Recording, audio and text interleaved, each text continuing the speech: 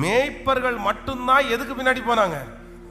அவங்களுக்கு என்ன தெரியாது, அவங்களுக்கு நோ ஐடியா. எந்த இடத்துல இயேசு பிறப்பாருன்ற ஐடியா அவங்களுக்கு இல்லை. அவ்வளோதான், நட்சத்திரம் எங்கே போதோ அதுக்கு பின்னாடி போயிட்டு இருந்தாங்க. ஆனால் மற்றவங்க 2 பேரும் என்ன நினச்சாங்கன்னா, அவங்களுக்கு என்ன இருந்து, அவங்க நிறைய ஞானிகள் இல்லை, அவங்க பெரிய ஞானிகள். ஒன்று வேதபாரகர், அவங்களுக்கு ரொம்ப ஞானம் இருக்குது. அவங்க உடனே என்ன பண்ணாங்கன்னா, நட்சத்திரத்துக்கே இவங்க என்ன கொடுக்க ஆரம்பிச்சிட்டாங்க.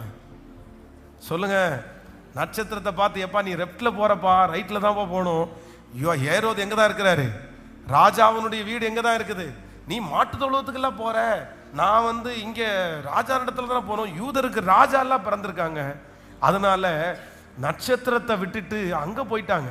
ஆனால் அவங்க தோல்வியோட கண்டு கொண்டாங்க, தோல்வியோட திரும்பி வந்தாங்க.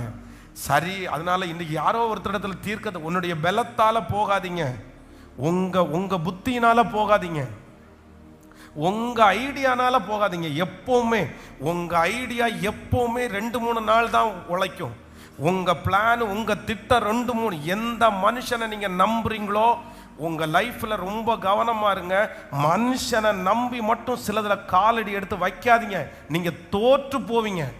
உயிருக்குயிரான நண்பனா இருந்தாலும், அவ்வளவு ரத்த சம்பந்தமான சிநேகிதனா இருந்தாலும், நீங்க என்னைக்கு அவனை நம்புறீங்களோ, எந்த அந்த மனுஷனை நம்புறீங்களோ, அன்னைக்கே உங்களுக்கு பிரச்சனை வந்துடும்.